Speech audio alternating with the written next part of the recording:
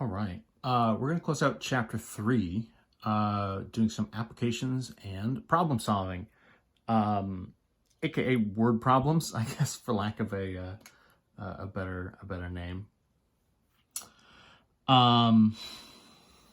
Essentially, what we're doing is we're sort of taking the 3.2 like math translations. And just going one step further and solving them. Right, so we did sort of translations for expressions and then up to equations. Now we're just gonna, now that we have been through 3.4 and can essentially solve a linear equation, right, in a lot of different forms, we're just gonna sort of take those skills and apply it to our different math translations. To get started, there's sort of a general, I guess we'll just call this a general strategy. Kind of adapting this from the book.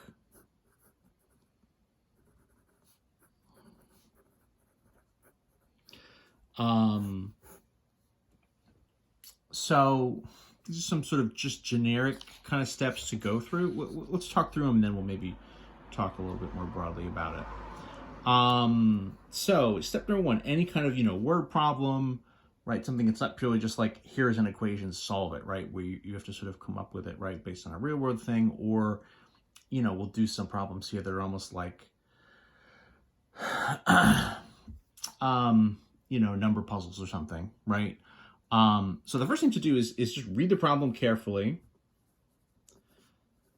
So read the whole thing carefully, right? Don't necessarily try to like read the first part and start to solve it already. Read everything first, once all the way through. Don't rush it, right? Read carefully, and then what you want to do is identify, right, sort of all the different math words. So anything, right, of the, sum, product, quantity, right, is, gives, all these type of things, right, the number, right, the quantity, yada, yada, yada. All those different things that we've talked about in our translations that turn into math. In particular, right, keep an eye out for unknowns.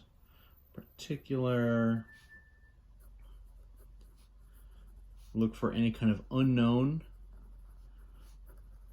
values that will become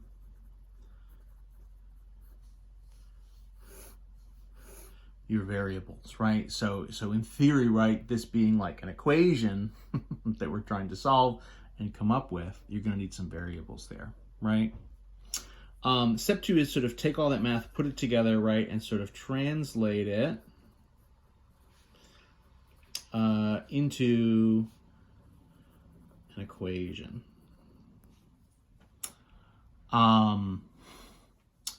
What I'll say, what can be helpful sometimes, if it's possible. So sometimes, if you're doing a real world situation or something that maybe is more geometry based, a sketch can be really helpful.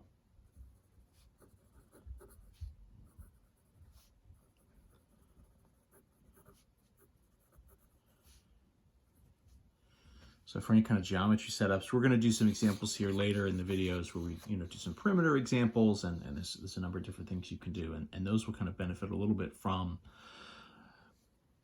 making a picture to kind of visualize the situation. Once you've got an equation, step 3 is going to be solve it.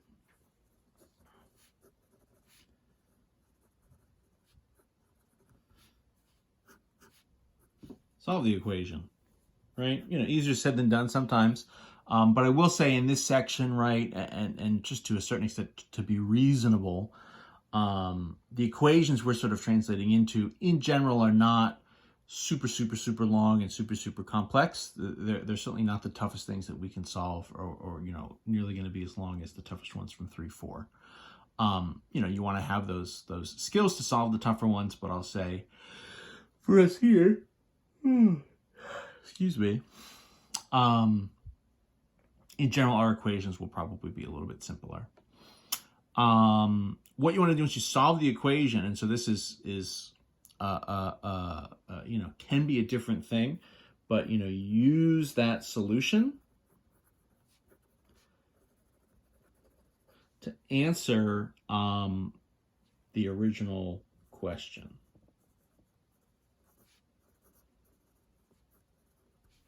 In the problem. So it's not always the case, maybe I'll sort of write this out. So it's not always true that the equation solution is the final answer. So you could get a situation where you're setting up an equation and finding an unknown value, but the question you're answering is a separate question that kind of uses that value, but technically you're then adding to it or subtracting from it or some sort of extra step, right, to get your final answer. So you just want to make sure that you're sort of actually answering whatever the question is that you're being asked. Because it's not always the case that lines up one-to-one perfectly with whatever your equation is that you have. And then step 4 is a more general thing to a certain extent. You want to check that your answer is reasonable. So take a step back, look at your answer, and sort of look back at the original problem, and check that your answer is reasonable. So meaning that it sort of makes sense. It's, about the size you would expect. If you're doing some sort of geometry thing and you're looking at lengths, right, making sure you're not getting a negative answer, right? You couldn't have a side length in a rectangle that is measuring -10 or something. Wouldn't really make any sense, right? So check that your answer is reasonable and sort of makes sense in context, right? Not too big, not too small. Sometimes it's easier said than done to have a good sense for like what is a reasonable answer or not. That'll depend on whether you're working with more of a real world situation or to a certain extent, some of the ones we're about to do now are more just sort of number puzzle type things. So let's start with some examples. So, a number puzzle type one really is sort of purely just an equation in kind of word form. So let's do a couple of these. We did some of this in 3-2. So let's sort of jump from there. So for example, when a number is subtracted from 20, the result is 8 more than triple the number. Right, and to a certain extent implied here is, what is the number? What is this number that makes this, that has these properties? So a couple key things, right? So the a number references are for sure going to be our variable, right? We'll just use x, I would say in this case, right? So we're, a number, triple the number, right? So, okay, so where we have just sort of generically the number, right? That's going to be our variable. That's our x. That's what we're trying to solve for. Let's see what else we have. So subtracted from 20. So subtracted obviously means minus. 20 is 20. Now subtracted from, right? The first part of this, a number is subtracted from 20 means that you're starting with the 20 and then you're subtracting the x away from it, right? So subtraction is always one where we have to watch the order of things. So this is not, x minus 20, right? This is the number is taken away from the 20, right? A number is subtracted from 20, which means you're doing 20 minus the x. The result, right? The result is, that's going to be our equals, right? 8, of course, is 8. And then more than would be addition, and then last but not least, your triple, right? It means multiplying by 3. So triple the number, right? So this 20 minus x equals, right, is, so 8 more than triple the number. So that would be plus 8 on triple the number would be 3x, right? So something kind of like this. So this would be our equation. This all seems fine. What we're going to do now is just use, right, 3-4 techniques.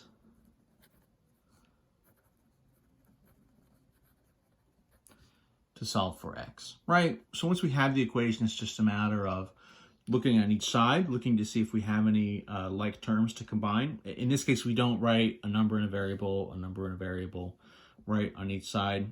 So then it's a matter of trying to sort of shift and get all the x's.